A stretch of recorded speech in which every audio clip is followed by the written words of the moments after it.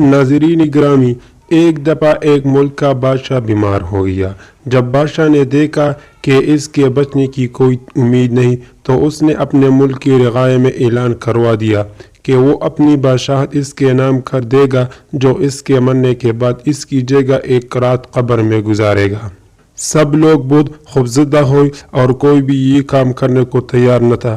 اسی دوران ایک کمہار جس نے ساری زندگی کچھ جمع نہ کیا تھا، اس کے پاس سوائے ایک گدے کے کچھ نہ تھا۔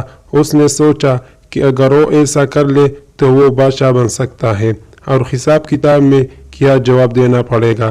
اس کے پاس تھا ہی کیا، ایک گدا اور بس۔ اس نے اعلان کر دیا کہ وہ ایک رات بادشاہ کی جگہ قبر میں گزارے گا۔ جب بادشاہ مرنے کے بعد لوگوں نے بادشاہ کی قبر کو تیار کی اور وعدے کے مطابق کمہار خوشی خوشی اس میں جا کر لیٹ گیا اور لوگوں نے قبر کو بند کر دیا۔ کچھ وقت گزرنے کے بعد فرشتے آئے اور اس کو کہا کہ اٹھو اور اپنا حساب دو۔ اس نے کہا، بھائی حساب کس چیز کا؟ میرے پاس تو ساری زندگی تھا ہی کچھ نہیں سوائے ایک گدے کے۔ فرشتے اس کا جواب سن کر جانے لگے، لیکن پھر ایک دم رکے اور بولے، ذرا اس کا نام اعمال کھول کر دیکھے، اس میں کیا ہی؟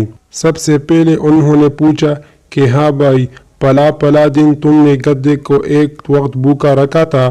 اس نے جواب دیا، ہاں۔ پوری طور پر حکم ہوا کہ اس کو 100 دورے مار دی جائے۔ اس کو خوب دھنائی شروع ہو گئی۔ اس کے بعد پھر فرشتوں نے سوال کیا، اچھا یہ بتاؤ، فلا دن تم نے زیادہ وزن لاد کر اس کو مارا تھا؟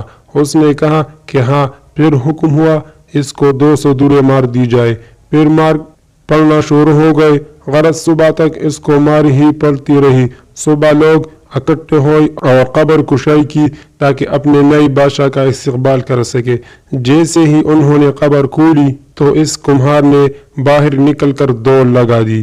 لوگوں نے پوچھا، بادشاہ سلامت، کدھر جا رہے ہو؟